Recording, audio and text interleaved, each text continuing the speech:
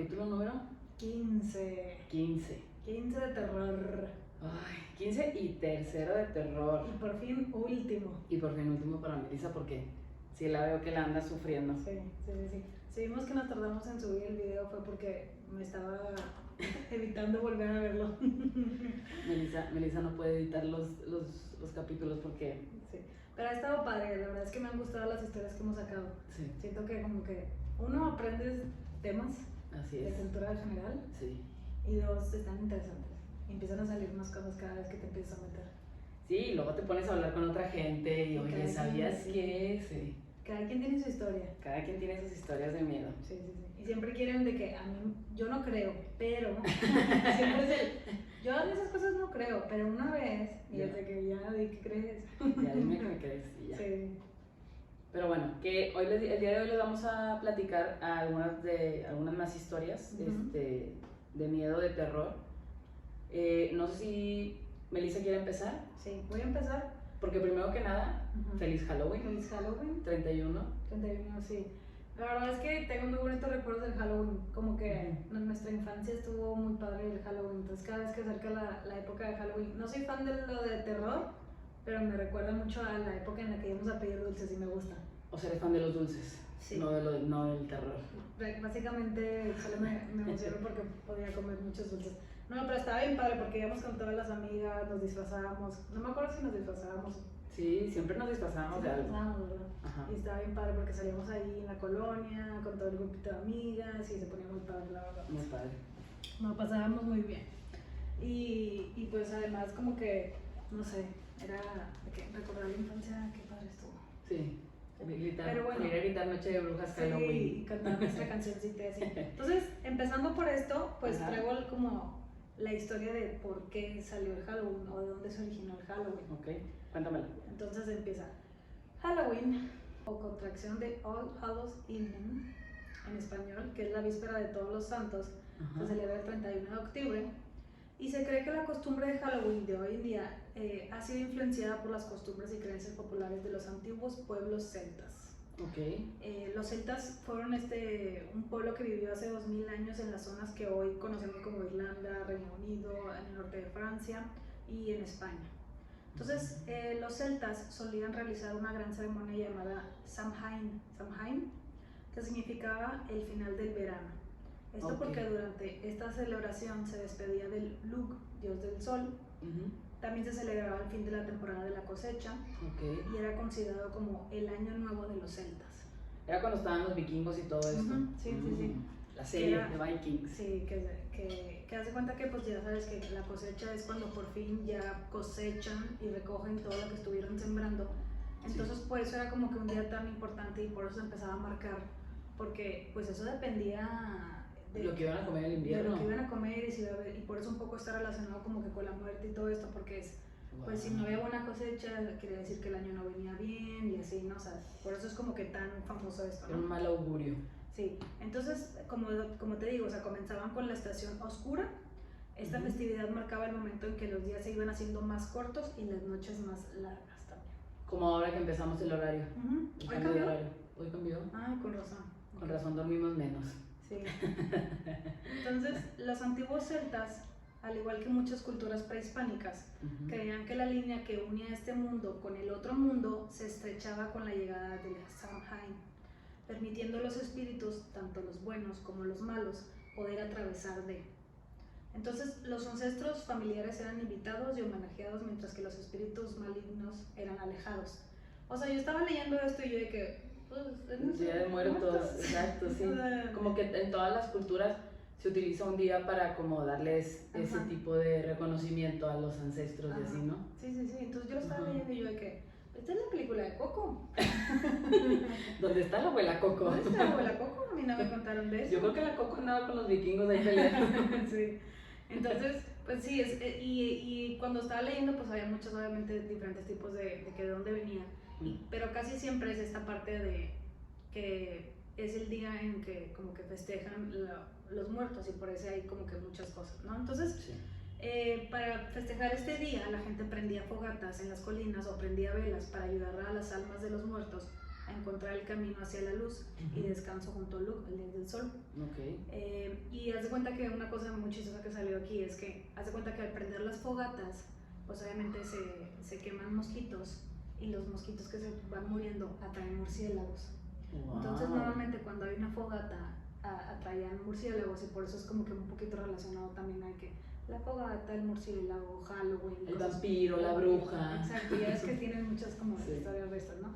Que el COVID, Wow. que el vampiro, que desde ahí ya no venía bien.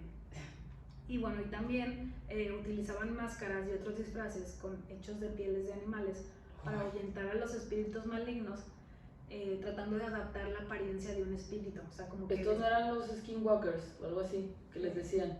no sé.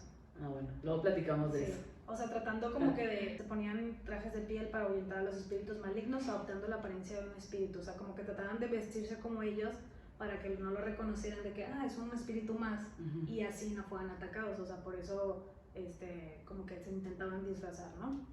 También muchos siglos posteriores, o sea, después de esto, la gente comenzó a vestirse como fantasmas y demonios, ahora sí como que tratando de hacer payasadas para que les dieran comida o bebida a cambio. O sea, como que se empezó a adaptar tipo ya con una forma de cambio, ¿no? Okay. Esta costumbre se remontó a la Edad Media y cree que su primer antecedente es el primer antecedente del truco o trato, el trick or treat, que es muy famoso, ¿no?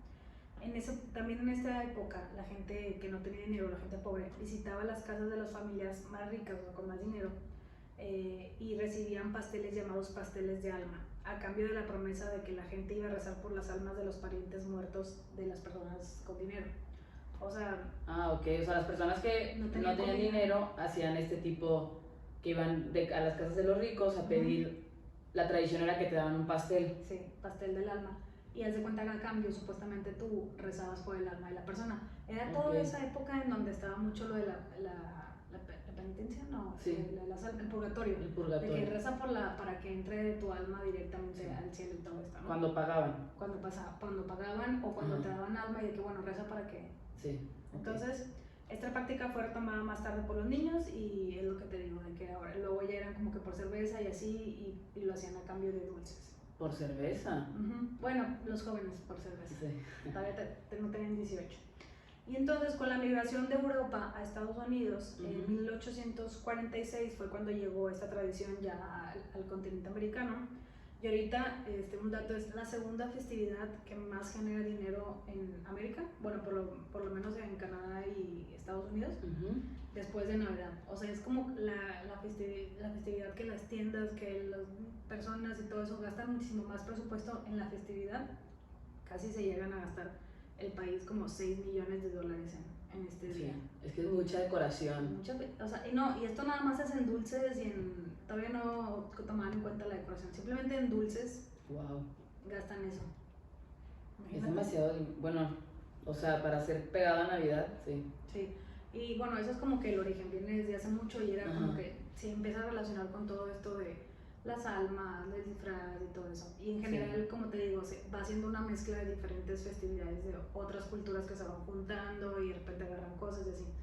Otra cosa que también mencionaba es que haz de cuenta que pues la Iglesia Católica obviamente estaba en contra de esta festividad. Entonces como que tratando de evitar que se fuera como que los muertos y así, o sea, para ese lado oscuro, llamaron la festividad como el Día de los Santos. Como te digo bien el dato, ¿no? Pues el 1 de noviembre es el Día de Todos los Santos. Déjame.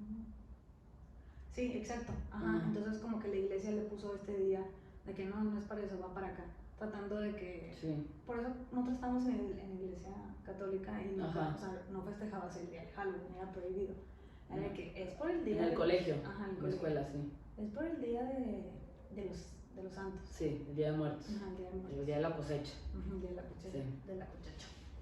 Pues muy bien, súper interesante.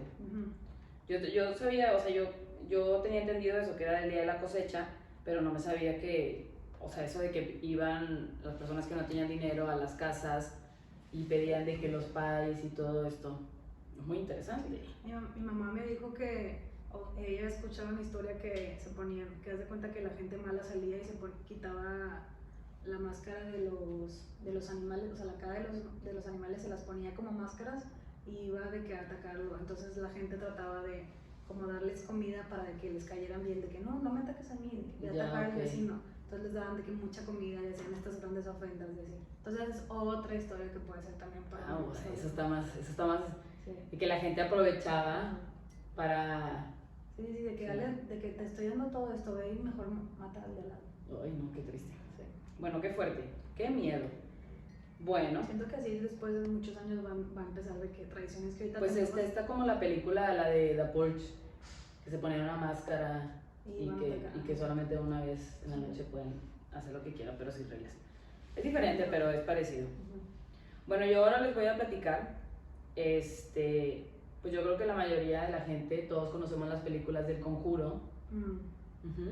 Vamos a hablar un poquito de las películas de terror. ¿Cuántas hay hasta ahorita? Del Conjuro, Ajá. creo que 3, 3 películas. pero luego aparte meterle la de Annabelle, la monja, Estoy un poco, todas estas. o sea, siento que las he visto dispersas. Hoy las vamos a ver, no te preocupes. Ok. Sí, he visto varias en el cine. Ok. Por culpa tuya. Bueno, ahorita te voy a platicar. Las películas del Conjuro están basadas en una pareja, la de los Warren, Ujú. Ed y Lorraine Warren. Son dos investigadores estadounidenses de fenómenos paranormales. Ed Warren fue un demonólogo reconocido por la Iglesia Católica. Se dedicaba a pintar cuadros, aunque también escribía, por lo que fue autor de varios libros de ciencia ficción. Y Lorraine Warren fue una medium y clarividente, y junto con su esposo eran dueños del Museo del Ocultismo, que se encuentra en Connecticut. Otra vez ocultismo. Ocultismo, y esto es, o sea, si te fijas, por ejemplo, Lorraine pues era medium y clarividente, que quiere decir que como que pues veía auras, espíritus, energías, personas, Okay. todo este tipo de cosas, ¿no? Vamos a platicar como que el inicio de Lorraine Warren. Yo solo me quedé cuando dijiste de que de profesión era demonólogo. Me imaginé el currículum del chavo de que demonólogo. Doy monólogos. Demonólogo. Bueno, Lorraine se llamaba Lorraine Rita Moran. Rita. Okay. Mejor conocida como Lorraine Warren, nació el 31 de enero de 1927 en Bridgeport, Connecticut. Fue educada en un colegio católico de niñas en donde, según una entrevista realizada en el 2013, tuvo su primera experiencia cercana de lo paranormal, ya que en el año 1933, a la edad de 7 años, ella comenzó a ver luces. Chiquita. Hace cuenta que estaba en la iglesia, o sea, la anécdota que cuenta en la entrevista es que estaba en la iglesia católica y que le dice a una monja, oye, tu luz brilla más que la de la Madre Superiora. Y la monja se enojó y la castigó. Entonces desde ahí, o sea, como que le dijo, ¿de qué me estás hablando? Como que mi luz brilla más que la del, pues ya sabes, ¿no? Sí. Un rollo ahí. Y de que le contestó que qué luces, entonces le puso un castigo y la puso a rezar, le dijo que no estuviera inventando cosas, que como podía haber luces. Entonces ahí ella fue cuando se dio cuenta que no todos podían ver esta luz de las personas, Ay. que es lo que conocemos como el aura. Como cuando te ponen lentes por primera vez que ves los Ujú. colores. Exacto. Como todo el mundo ve el verde. Yo antes de que me pusiera lentes no sabía que se veían las hojas de los árboles. Sí. O de que el verde era tan verde. Yo pensaba que eran de que, o sea, Bonches nada bonches. más. Así la forma en como dibujos de chiquita nada más así el Sí. circulito. Oye, entonces, pues ella, nadie le creía de su familia y de sus amigos, así que por mucho tiempo tuvo que guardar el secreto y fue hasta que conoció a su esposo, Ed Warren, él nació el 7 de septiembre de 1926, también nació en Bridgeport, Connecticut. A diferencia de Lorraine, Ed comenzó a vivir experiencias paranormales entre los 5 y 12 años de edad. Wow. Ajá, él se despertaba entre las 2 y 3 de la mañana, cuando todos se dormían, y le empezaban a suceder como hechos inexplicables. Él narró en una entrevista que las puertas de su closet se abrían, y luego después salían unas luces flotantes con rostros que lo miraban fijamente, y él, así como que en palabras textuales dice, el rostro que veía más a menudo era el de una anciana enojada. De pronto la habitación se enfriaba al punto de congelarme, se escuchaban pisadas y susurros. A los pocos minutos ya estaba durmiendo en la cama de mis padres. Crecí sin saber qué era aquello. Lo más chistoso es que se encontraron ellos dos. Sí, dice, desde ese momento él decidió que a lo largo de su vida investigaría la razón de dichos fenómenos. O sea, desde los 5 del año, desde Sí, cinco, ya entre él 5 y sabía. 12, sí. Ya él ya veía ese tipo de cosas.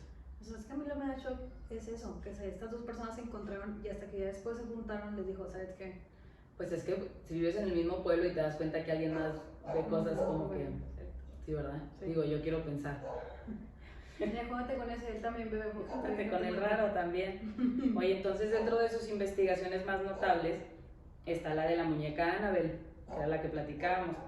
Dice, de acuerdo a los Warren, en 1968, dos compañeras de piso, que eran enfermeras, alegaban que una muñeca, Raggedy Ann, así se llamaban esas, eran como muñecas de trapo con el pelo rojo y así. Sí. Las que tienen cada en la casa de las abuelitas. Las que tienen todas las abuelitas. Estaba poseída por el espíritu de una joven niña llamada Annabelle Higgins. Llamaron a los Warren explicándoles que la muñeca se movía por la habitación, tipo Toy Story, ¿verdad? Los Warren les explicaron que la muñeca no estaba poseída por ningún espíritu, sino por un ente demoníaco, ya que los espíritus no tienen el poder de poseer objetos. Además les dijeron que la muñeca solo era utilizada como un conducto para llegar a ellas. O sea, que el demonio utilizaba la muñeca para después como que entrar al cuerpo de una de ellas. ¿De una persona? De una persona, sí. O sea, lo usaba como un conducto. Ok. Pero ellos estaban haciendo la investigación, nada más. Sí, o sea, haz de cuenta que las chavas le hablaron a la pareja y fue de que, oye, pues la muñeca esta, ayúdenos, no sabemos qué es. Y mientras estaban haciendo la investigación, pues ellos les dijeron de que es que no es un espíritu de una niña, es un demonio. Sí. Entonces, así fue que realmente, bueno, las quería poseer, ¿verdad? Dice que actualmente, pues, la muñeca forma parte del museo que tienen ellos, o tenían, del ocultismo, y sobre este caso es la película de Annabelle, ¿verdad? Mucha gente decía o sea, mucha gente dice que estos hechos que les pasaron a ellos, pues son falsos, ¿no? Que como que ellos trataban de fabricarlos, se aprovechaban de situaciones, de personas que tenían problemas.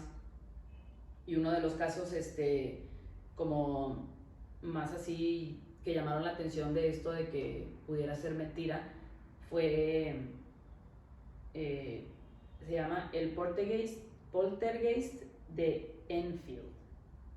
Poltergeist es como, me imagino que es como que la aparición de algún demonio, algo así, ¿no? Dice, a finales de 1977, los Warren investigaron el caso de un poltergeist al norte de Londres, el cual afectó principalmente a una niña de 11 años de edad, Janet, la cual estaba siendo usada por un ente. Ok, o sea, eso es como cuando se te mete el diablo. Ándale, el poltergeist te vamos a llamar a cuando se te mete un demonio. El demonio. Dice, el caso sufrió varias complicaciones debido a la incredibilidad de las pruebas. La historia fue la inspirada para la primera película del Conjuro. En la película, o la historia más bien, narra que en agosto de 1977, Peggy Hodgson, la madre divorciada de la niña Janet, de 11 años, Margaret, de 13, Johnny, de 10 y Billy, de 7 años, llamó a la policía una noche para que acudieran a su residencia después de asegurar que en su casa se escuchaban como que habían estado pasando cosas muy extrañas. Entonces, que ellos habían como que los niños eran los que habían visto de todo esto, ¿no? O sea, la mamá no la había tocado, pero que sus hijos decían que estaban pasando cosas muy extrañas, que se movían, que escuchaban voces. Dice que se movían las sillas, aparentemente se oían ruidos y golpes procedentes detrás de las paredes. Un agente de policía dijo que vio una silla que se moviera del suelo, estando convencido que nadie la había tocado. O sea, como que vio la silla, se movió y dijo, pues ¿quién? O sea, pues no vio a nadie, ¿no? Un policía, de los que fueron a la casa cuando habló la mamá. Otras afirmaciones posteriores incluían supuestas voces demoníacas, fuertes ruidos, piedras y juguetes que se lanzaban, sillas volcadas y niños levitando. Los informes de estos otros incidentes de la casa atrajeron la atención de la prensa local y nacional británica, siendo cubierta hasta 1979. Este caso tiene como mucha controversia porque dicen que la niña y su hermana estaban fabricando todo. ¿Por qué? Porque, pues no sé, querían llamar la atención. Hay un video, de hecho, o sea, la película del Conjuro, al final te pasan como los videos reales, donde la niña está hablando como que está haciendo la voz de un tipo. O sea, supuestamente es un demonio que está hablando a través de ella. Y están las grabaciones reales. Sí, reales, digo, lo que pasa en la película. Pero entonces como que mucha gente decía que este caso había sido broma, o sea, que era mentira, que la niña estaba falsificando las voces y como que todo era creación de la niña y de su hermana, que estaban haciendo como bromas. Y así, o sea, esto es así, fue así como de los casos más famosos y sonados que tienen ellos. Ok. Ajá. ¿Y luego? ¿Quieres que te cuente más? Pues, o sea, esa fue la película que hacían... Esa es la del Conjuro. Ajá. Ok, ¿quieres que te cuente la del Conjuro 2? O sea, esta fue la película de Juárez de Rito. No. ¿Cuál de rito es otra cosa, Melissa? ¿Qué es eso? La del rito ese es de un exorcismo. Ah, ok. Habla de un padre que se le mete el demonio. Y aquí nada más a las niñas se les mete. Y aquí... O sea, nada más es eso. Sí, o sea, habla de mucho que se les mete el demonio, o sea, y que ellos como que, pues, los ayudan a liberarse, a practicar exorcismos. Ok. Ellos son exorcistas. Haz de cuenta, y da cuenta que la Lorraine se puede como que comunicar con los espíritus, puede verlos, Ok, ya. puede sentir presencias y cosas así. Ya estoy. O sea, tuvieron muchos casos como estos, como el de Annabelle. Este como fue el más famoso. Tuvieron uno que se llama Terror en Amityville, que en esa se basó la película 2, que, o sea, como que ellos fueron muy conocidos por este caso. Dice, en este caso, el matrimonio de Nueva York, George y Kathy Lutz, afirmaban que su casa estaba siendo atormentada por una presencia violenta y demoníaca, tan intensa que finalmente los obligó a abandonarla. De acuerdo a los expedientes de los Warren, en la casa, Ronald Defoe asesinó a toda su familia. Sin embargo, al declararle culpable, dijo que unas voces lo obligaron a hacerlo. Por este hay varias razones. Se cree que el caso fue una farsa para los Warren. Los autores de The Amityville Horror Conspiracy personalizaron el caso como los que hicieron esta novela, como que dijeron que los Warren como que lo habían inventado y que pues el tipo sí había asesinado a su familia y que utilizó eso como excusa. Sí. Entonces, sí, o sea, este caso aparece en los inicios de la película del Conjuro 2. Okay. ¿Cuántas hay? ¿3? Sí, 3. Tengo entendido que acaba de salir la 3, o a menos que ya sea la 4. Okay, también. Pero tienen muchas, o sea, es la del Conjuro y luego Annabelle. Y Con luego razón, siento Conjuro que no 2 estoy y luego la monja y luego salió la del Conjuro 3. ¿Y de la monja qué es? La de la monja es como que, esa no, la verdad no encontré la historia, pero supuestamente como que ella veía una monja. Okay. Oye, pero luego Annabelle se escapó, ¿verdad? Annabelle se escapó. ¿Y ya la encontraron? Como que alguien se la robó más bien, creo. Ah, ya, sí. Me acuerdo que dijiste lo de que Annabelle Toy Story. Ya ves que casi todas las de que cosas de terror están basadas en cosas de hechos reales. Siento que el de Toy Story fue de que vamos a grabar, ¿no? Pero vamos a hacerlo para niños. Niños. Hay como la historia de Rugrats. ¿Qué es? ¿No has escuchado como la leyenda de qué se trata Rugrats? No. La caricatura. No. Que supuestamente Angélica ve a los bebés muertos de toda la familia. Sí. Está cañón. Que los niños, o sea, no, nacieron muertos o así. Entonces que como no tuvo primos y entonces como que los veía muertos. Nadie tuvo hijos. Nadie tuvo hijos más Angélica. Más Angélica. Por eso nunca crecían en la caricatura. Es cierto. Digo, también la película dura... La caricatura. Dura 3 temporadas. O sea, sí, tampoco es como que... Eso es lo que es la conspiración, la teoría de conspiración. Sí. Ya la arruinamos luego la volvemos a contar bien. Sí. Bueno, la verdad es que muy buena historia. Creo que, o sea, la estabas contando, no he visto ninguna de la de Conjuro, entonces era como tratando de entender. Sí, o sea, ellos se dedicaban a eso, a como encontrar casos de posesiones demoníacas. Les llegaban solos. Como la que fuimos a ver con Tom Hanks. ¿Cuál? ¿Ángeles y demonios? Ah, bueno, pero esta es otra cosa. O sea, siento que esto es como más teórico, o sea, porque ellos no son padres, entonces no pueden... Sí, Ángeles y demonios se trataba más bien que como que estaban haciendo algo en el Vaticano. Nada que ver. No era nada de demonios y así. Estas eran personas reales. Estos sí eran sacerdotes reales. Te vi como un día de película. Está bien. ¿Qué me vas a platicar ahora? Ahora sí, va. Entonces, como estábamos diciendo, es común que en la cultura popular muchas películas sean inspiradas por hechos reales, ¿verdad? Y más, Así es. más que nada hechos reales que ocurrieron en los 50. En los 50. Así, está muy raro, pero en esos años como que hubo una racha de asesinos en asesinatos, serie. ¿no? Entonces el día de hoy vamos a conocer la historia de Ed Gein. Ed Gein. Gein. Uno de los asesinos. Repitan conmigo como el episodio pasado 18 veces yo diciendo Ed Perugia. Perugia. Ed Gein, uno de los asesinos más tristemente célebres de la historia criminal de Estados Unidos, también conocido como el carnicero de Plainfield, Wisconsin. Su caso inspiró muchos de los personajes más conocidos en películas y libros de terror de los años 60, 70 y 90. Por ejemplo, la de Norman Bates, la de Psycho de Alfred Hitchcock. Leatherface, la de la masacre de Texas. La de Buffalo Bill, El silencio de los inocentes, por alguna parte, no sé por qué. Y a lo mejor también se los comía. Sí, también se los comía. Bueno, vamos a ver qué Pero es. bueno, entonces, primero vamos a empezar a conocer un poco de los antecedentes para comprender de dónde vino el LED. Okay, porque un dato es que los asesinos, como el 70%, tienen en común que porque fueron asesinos fue por la forma en la que los criaron, no tanto por como genética. Entonces, pues ya ves que muchas veces de que su papá era, y es de que no, o sea, si tú tienes una mala crianza, puede ser que estés creando un monstruito. Entonces nos vamos a trasladar a Wisconsin. Entonces empezamos por el papá de Ed. El papá de Ed se llamaba George, quedó huérfano a los 8 años y fue de profesión era un herrero, pero decían que siempre lo veían que traía como que esta tragedia o como que siempre estaba triste o algo, ¿no? Algo le perturbaba. Sí, era alcohólico, era flojo, era abusivo de las mujeres, o sea, joyita, ¿no? Sí. Y la mamá se llamaba Augusta. Augusta. Estaba escuchando el podcast y no me podía tomar en serio yo, porque se llama Augusta. O sea, no, esto no lo hace buena historia.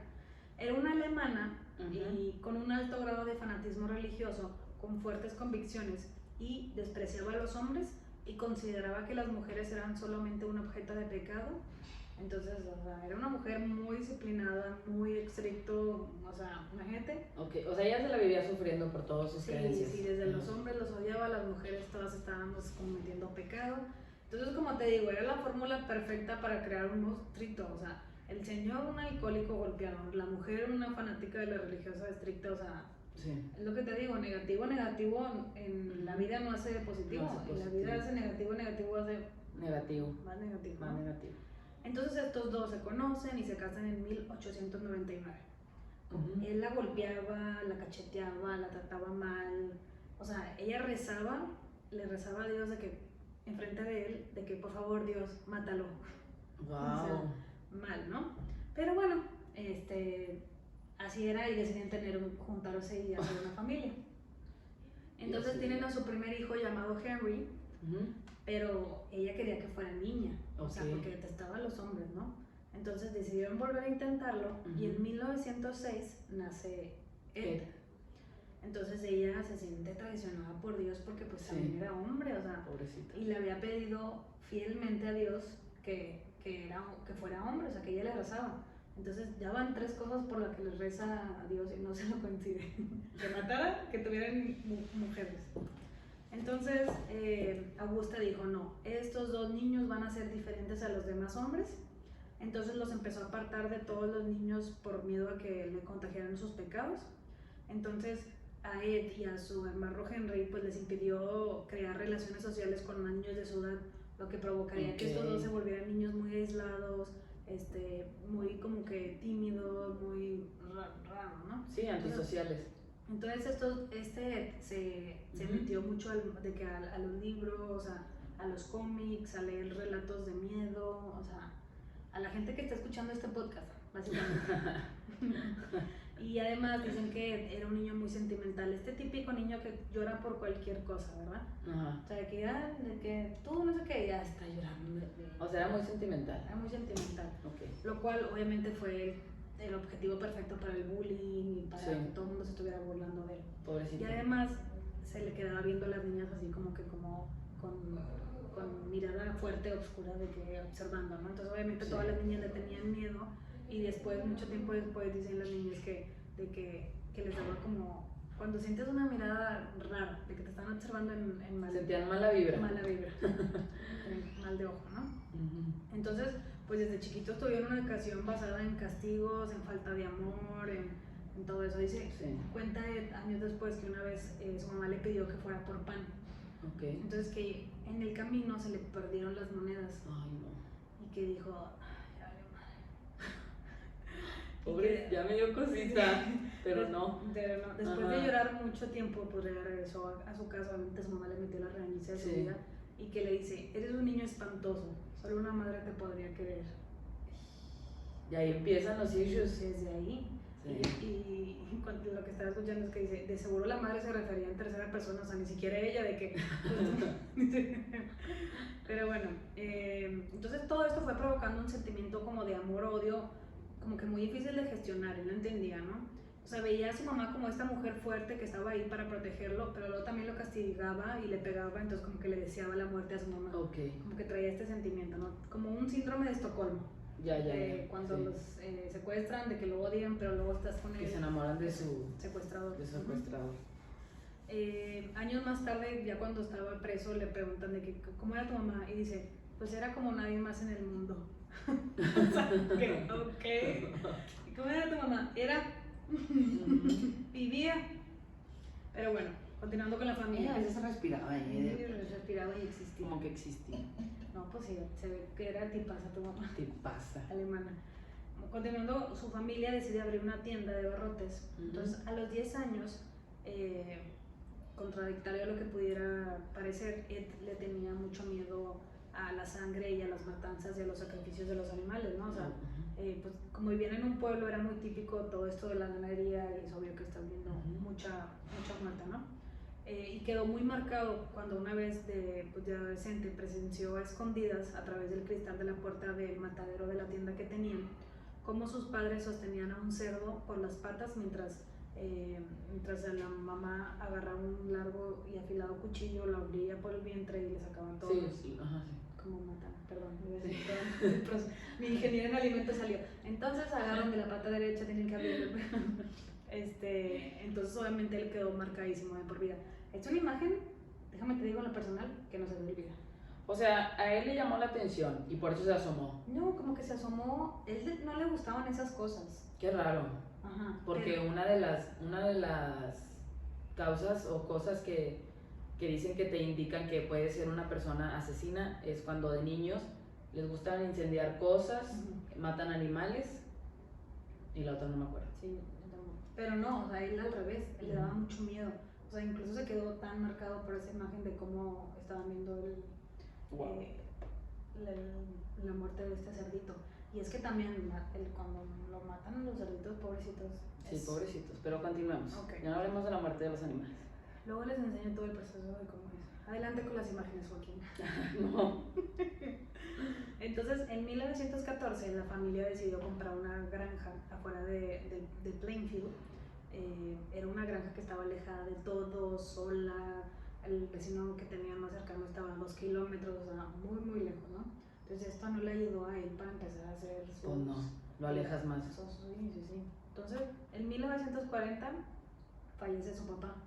Por fin. Sí, pero el papá no aportaba nada. Por fin la mamá pudo. Sí, gracias. Por fin le hizo caso. Sí, o sea, ya, pero dicen que no aportaba nada, ¿no? de que era un alcohólico, no trabajaba, o sea, la mamá era la que movía el pandero. Entonces no aportaron nada ni lo sintieron. A ese dice que no fue nada en su vida, ¿no? Ok.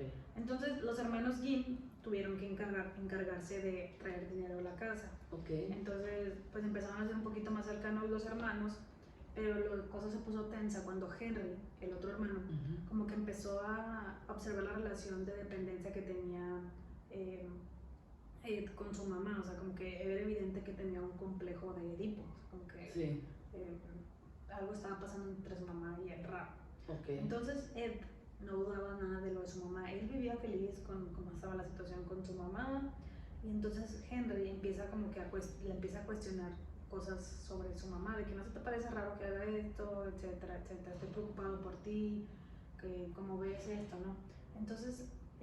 o sea, como que la mamá de Ed hacía muchas cosas malas, pero él no las cuestionaba, él pensaba que todo era bueno, o sea, que era por amor, como Ajá, sí. que era por amor. Y Henry sí dijo de que esto está raro. Eso estaba mal. Entonces dice que en una de estas pláticas en las cuales Henry trató como que de hacerle entender a Ed que estaba mal, pues fallece. Okay. Entonces platica Ed que en 1944, mientras ayudaban a apagar un fuego en su propiedad, se separaron para cada quien tratar de apagar de diferente parte y que después ya no lo vio. Okay, o sea, sí. falleció. Qué raro. Muy raro. De asfixia. Sí, muy raro. entonces la policía tuvo algo de sospecha hacia él porque cuando fueron a ver el asesinato, él los llevó directamente a donde estaba el cuerpo. De que, oye, me ayudan a encontrar a mi hermano, es que se murió. De que, mira, aquí está. Ya llegamos. Sí, qué raro, ¿no? Y cuando llegaron, él tenía moretones y golpes en la cabeza, pero no tenía signos de haber sido como que afectado por las llamas. Ajá. Y como de humo. Entonces como que le cuestionaron un poco a él de que cómo pasó esto, qué pasó, y lo único que dijo él fue, es gracioso cómo funcionan las cosas a veces. Era un hombre de pocas palabras al parecer. Entonces ya no pudieron determinar que hubiera sido él el asesino ni nada. O sea, así quedó. Así quedó. Además, algo muy importante de esta historia es que nadie pensaba que él podría ser un asesino. O sea, por su personalidad tan tímida, tan rara, o sea, como que decían, pues no creo que se atreva a matar a alguien. Okay. O sea, como que no era candidato, ¿no? Sí.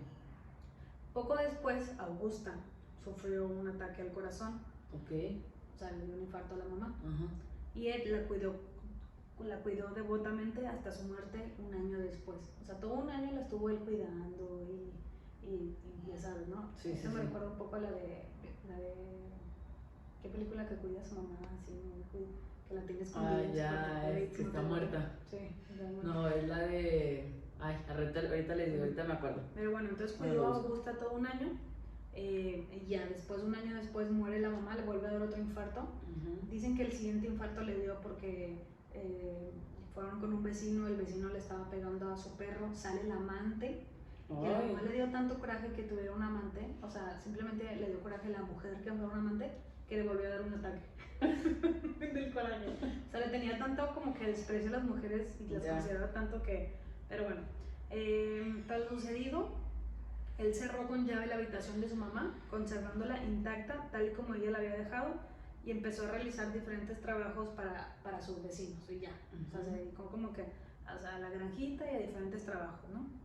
Entonces, la muerte de su mamá significó un gran como que golpe para por fin terminar de moldear la personalidad de Ed, lo que sería como el detonante para que ya se vuelva un asesino.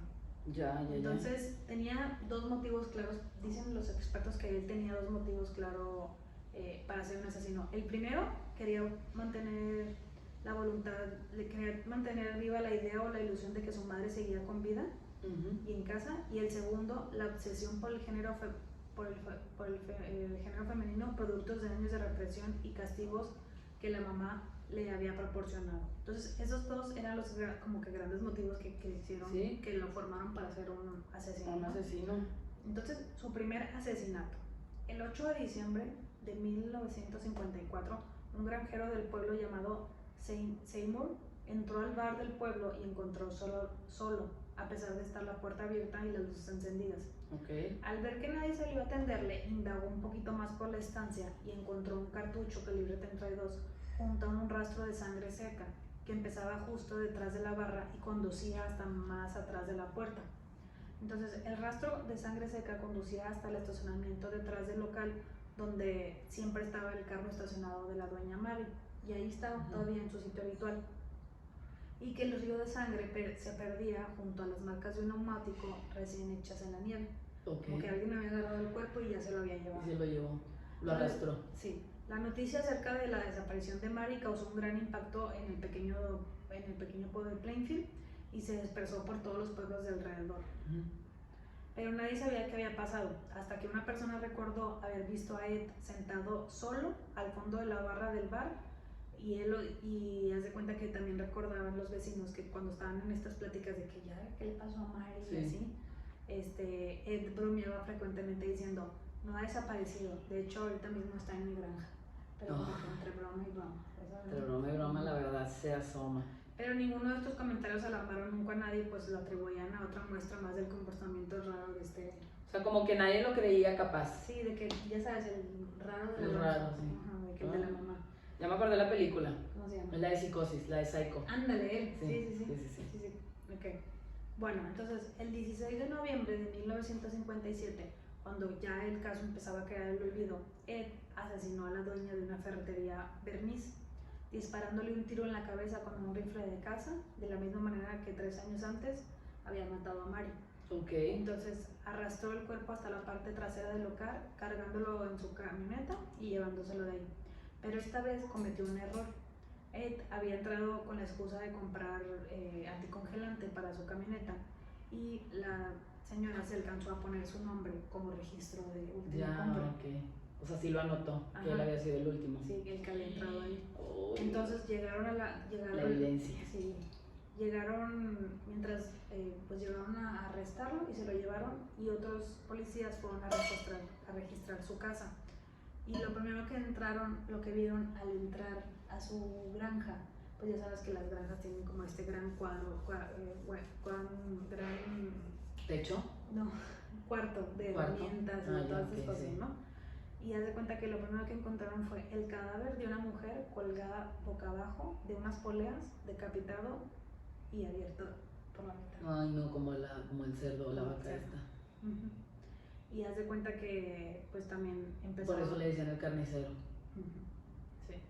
Y bueno, también encontraron la cabeza en otro lado y así. Entonces empezaron a inspeccionar la granja y empezaron como que a encontrar diferentes cosas. Encontraron cráneos de humanos, algunos cráneos enteros, algunos cráneos cortados a la mitad como si fueran unas cazuelas.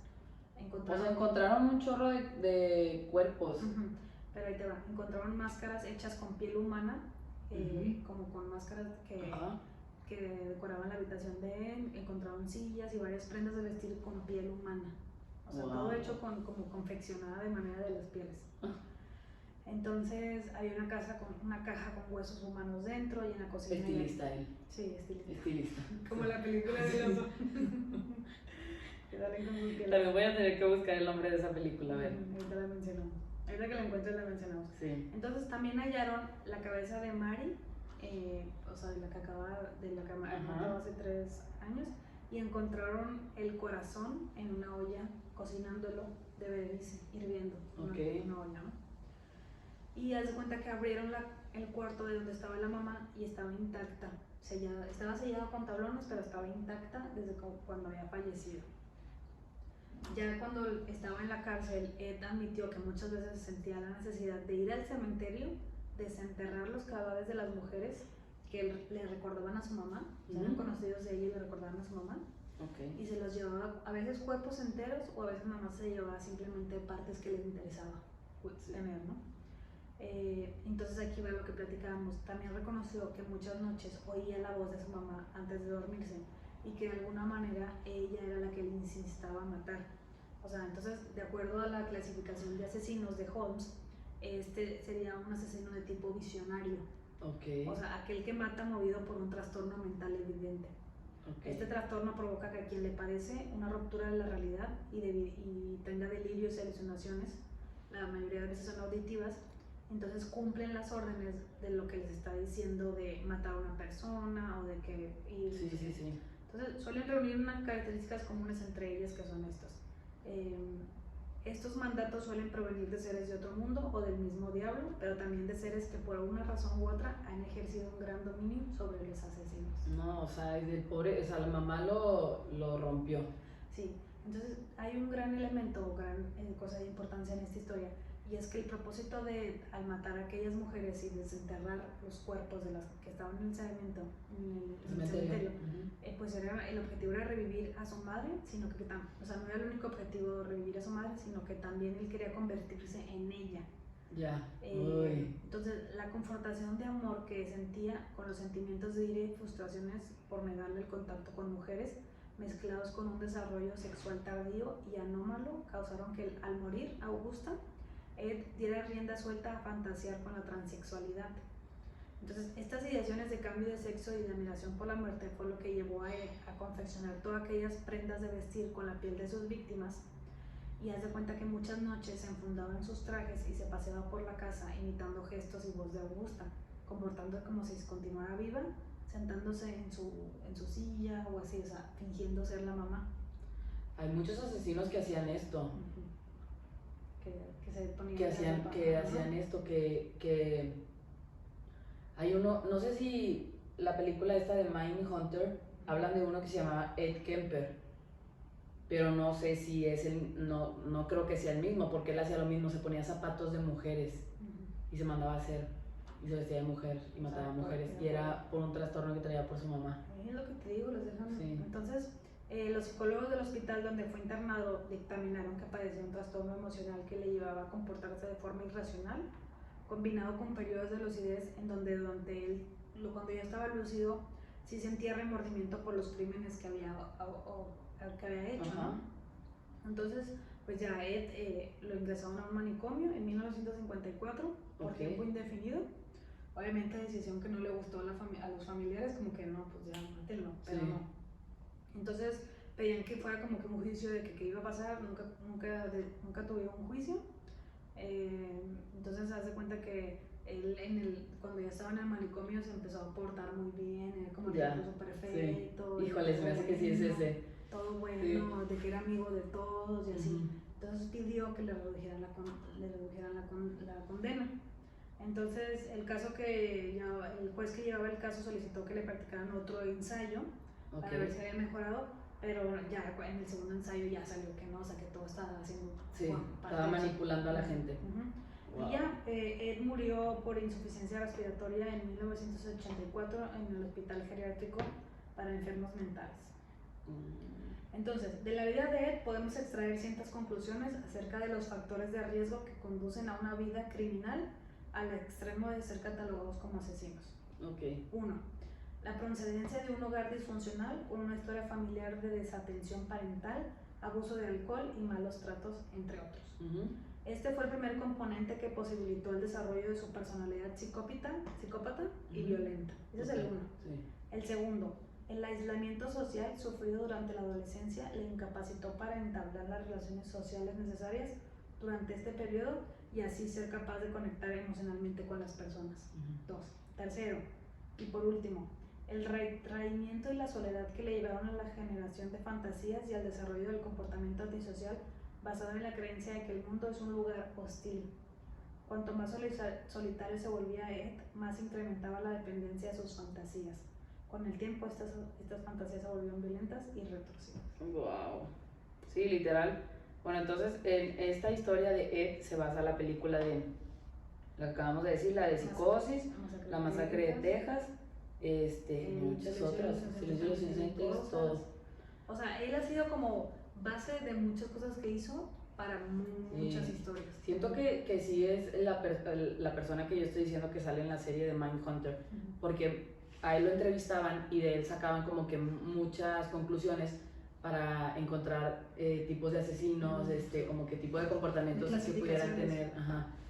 Oye, la película que decíamos, la de los horas, es The Edge, o Al filo del peligro, y que en esta película que sale ¿cómo se llama? Anthony Hopkins y Alec Baldwin, que matan al oso, y a Melissa y a mí nos dio mucha risa porque mataron al oso, corte A, todos traían un chalequito, que el sombrero, que saco, con la piel del oso.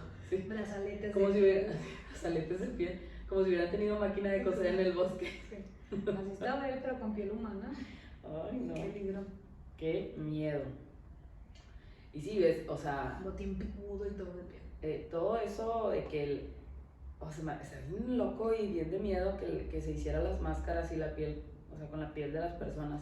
Pero lo chistoso de esta historia, no me la bañé, lo de esta historia es que él no era asesino en serie, solamente mató a las personas. Pero fue algo muy impresionante para todos. Sí. No, y desenterraba gente. No. Y se ponía la piel. Sí, estaba muy mal de la cabeza. Se ponía la piel como su piel, entonces eso también es típico de películas. Bueno, yo les voy a platicar otra historia. Échamela. Esta historia ya la había escuchado hace mucho. Y, híjole, cómo me dio miedo esta historia. ¿Cuál es? Prepárate, Melissa. Luli no me dice nada antes de esto. Se llama El hombre de los sueños. ¿El hombre de los sueños? El hombre de los sueños. Okay. En enero del 2006, un psiquiatra de Nueva York recibió en su consulta a una de sus pacientes como un día cualquiera. En aquella sesión, la joven explicó que había soñado en repetidas ocasiones con un hombre al que ni siquiera conocía. Tenía una calva, así como muy pronunciada, las cejas muy gruesas y los labios extremadamente finos, en especial el superior. Mientras oía la descripción, el psicólogo, el psiquiatra, empezó a dibujar el retrato en una hoja. Sin darle importancia, pues lo puso sobre la mesa. Y ya, ¿no? Dice, las cosas cambiaron cuando en sus siguientes consultas, 2 pacientes más aseguraron haber visto al mismo hombre en sus sueños. Así es. El psiquiatra decidió hacer copias del dibujo y enviarlo a varios compañeros de su profesión a lo largo del país. Meses después, vieron que el número de personas que había soñado con él no paraban de aumentar y optaron por crear una página web en la que se registraran todas sus apariciones. Los profesionistas, los psiquiatras, sí, Melissa, los psiquiatras descubrieron que el misterioso hombre se había colado en los sueños de cerca de 2,000 personas. No es cierto. 2,000 personas. Sus apariciones, entre comillas, son de lo más raras. Uno de los pacientes aseguró haberlo visto disfrazado de Santa Claus. Otro dijo que se había enamorado de él cuando lo vio. Una tercera persona aseguró que cuando sueña con él, siempre sueña que está volando y él está al lado de él. Pero que nunca habla esta persona. El fenómeno ha dado pie a múltiples teorías conspirativas. Una de ellas señala que el intruso es una persona real que tiene la habilidad de interrumpir en los sueños, como si viviera en otra dimensión, ¿no? Así bien raro. Otra incluso afirma que se trata de un proyecto oculto de los gobiernos para controlar la vida de los ciudadanos. La hipótesis más científica, sin embargo, indica que este rostro forma parte de la conciencia común. O sea, como que es algo que ya tienes impregnado. Que ya tienes impregnado. Como si fuera un resumen de todas las caras de las personas que ves en tu vida y como que tu subconsciente o no sé, en tu mente lo inventas a esta persona. Y, o sea, eso fue lo único que pudieron sacar. O sea, nadie sabe el porqué de esta situación. ¿Y sigue habiendo gente que lo sigue soñando? Pues yo no sé. O sea, ¿cuándo hasta fue el esto? momento, esto fue en el 2006. Acaba de ser. Se registraron 2,000 personas que vieron a la misma persona. Debería ser algo más conocido este Oye, historia. y te viene, es que sí es conocido. Y te voy a poner el dibujo ahí en Instagram, te lo voy a enseñar. Está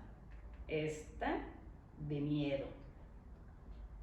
Eso de los sueños está cañones. O sea, Sí. de que muchas veces... ¿A dónde vas cuando sueñas? ¿A dónde te vas? ¿Qué haces? ¿Tu mente dónde está? Ya ves que hay mucha gente que dice que puede controlar lo que hacen los sueños. Y puede entrar a... Que hace a dimensiones, como nos platicaban nuestras amigas. Sí. Que según yo nos soñábamos cosas raras, o según tú soñabas cosas raras. Según yo soñaba cosas raras. Pero que ella nos platicaba que en su sueño, que hay mucha gente que coincide que llegan a un pasillo. Y que dicen que cuando llegas a ese pasillo en tus sueños es porque estás como que entrando a las dimensiones, como que puedes cambiar de dimensión, algo así entendí. Pues es lo mismo, o sea, si mucha gente puede ver esta persona. Imagínate que te lo topes ahí. Ajá. Hombre, qué miedo. Y luego también muchas veces me da mucha de que cuando sueñas algo o de que cuando sueñas a alguien que no has visto, que no hablas y de repente el día siguiente te hablan. Ay, sí. O de que una noticia de que soñé esto y al día siguiente de que sí. Sí. Es de que, ¿cómo? Los sueños son algo muy... Sí, muy extraño. Muy extraño. Está un tema los sueños. Sí. Yo la verdad es que me acuerdo a veces de mis sueños, casi nunca me acuerdo qué sueño. Y, o sea, es raro que me acuerde. Sí. Yo normalmente sí me acuerdo, pero también hay como, o sea, hay veces que no. O sea, y es más común de que si estoy viendo una serie o si estoy conviviendo con alguien, de que no sueñe con ellos. O que sueñes con eso, sí. Y de ahí me acuerdo, pero si no, es raro que sueñe, siento. Sí. ¿Quieres que cuente otra más? Sí, cuéntame otra más. Ok, vamos a cerrar con esta. Esta es una historia de terror así como que, esas que te dejan así de chan, chan, chan. Okay. Y ya con esta cerramos. Se llama La leyenda de las gemelas. Luli se hacía pasar por mi gemela en prepa. Entonces, si creen que Luli y yo somos gemelas o les han dicho eso, es falso. No somos gemelas. Es mentira, no sé quién inventó eso. Sí. Es una leyenda urbana que anda por ahí en Monterrey. Dice, la voy a leer, todas las he leído, pero, también pero estas se las voy a leer así como vi. Les preparó el almuerzo y salieron a la calle apresuradas. Como cada día, llevaba a sus hijas gemelas al colegio. Una señora, ¿verdad? Obviamente. Caminaban tarareando una canción y agarradas de la mano cuando el teléfono sonó desde el bolso de la madre. Era del trabajo. Respondió rápidamente y su interlocutor le pidió que acudiera de inmediato a la oficina. O sea, su jefe le pidió que fuera de inmediato a la oficina. Había ocurrido algo grave, así que decidió que las niñas continuaran caminando solas hacia el colegio, ya que ellas ya conocían bien el camino. Les dio un beso en la frente y emprendió ella de ir a su trabajo, ¿no? Que Dios te cuide y que todavía. Sí, solo les dio 20 pesos. ¿Esto qué año fue? No, perdón. Solo les dio 20 pesos. Solo dio 20 pasos. Ya no me va a dar miedo. Perdón, que No, yo la regué. Bueno, entonces la señora solo dio 20 pasos a sus espaldas cuando voltea la cabeza. Espérense, es que me perdí. Me da mucha risa que depende de qué año hubiera sido muy relevante. 20 Sí, pesos. 20 Si pesos, revisa, claro. Pues no les alcanza nada. Oye, bueno, entonces ella solo dio 20 pasos y a sus espaldas el ruido de un fuerte golpe, siguió de un frenazo, hizo que volteara la cabeza con una expresión de horror en el rostro. Los cuerpos de sus dos pequeñas estaban tirados, inmóviles, abajo de un camión. Todavía estaban agarradas de la mano las niñas. La mujer se sumió en una profunda depresión, de la que consiguió salir de nuevo con un embarazo. Por ironía del destino, esperaba a 2 niñas gemelas. Cuando dio a luz, el asombroso parecido con sus hijas fallecidas sorprendió aún más de un vecino. O sea, como que todo el mundo las veía y era de que, ay, están igualitas a tus hijas que fallecieron, ¿no? Iba a decir a las originales, pero a las originales me arrepentí. A las OG. A medida que las niñas crecieron, la madre se volvió más y aún más protectora. Pues imagínate, o sea, el miedo de que las pudiera volver a perder, pues era muy grande. Entonces, un día cuando las llevaba al colegio, como que las niñas se adelantaron y empezaron a correr enfrente de la mamá, y en eso la mamá nada más las jaló de la mano, y les dijo entre sollozos desconsolados, o sea, mientras lloraba la mamá así como con desesperación, su madre les rogó que no cruzaran nunca sin su permiso, y las niñas le dijeron: no pensábamos en hacerlo, ya nos atropellaron una vez, mamá, no volverá a ocurrir. Desde entonces, algunas personas que pasan por ahí juran escuchar gritos de niñas y risas, y que la radio cambia como que de frecuencia. Por esa zona. Chan, chan, chan. Sí. O sea, reencarnaron. O sea, las niñas reencarnaron y sabían que ya se habían muerto en ese mismo crucero, al mismo colegio. Eso está cañón. Eso está cañón. Sí, pero ¿por qué le dirían eso? Bueno, ¿Sí, es no? una historia de terror, ¿verdad? O sea, no sabemos si es verdad, si es mentira. Sí. Pero bueno. Yo traía la huerta, ¿sabes? La de la huérfana. De la huérfana, pues es de la vida, esa sí es de la vida real. Sí. ¿Sabes? Me recordó eso un poco, de que como que le diga algo de eso.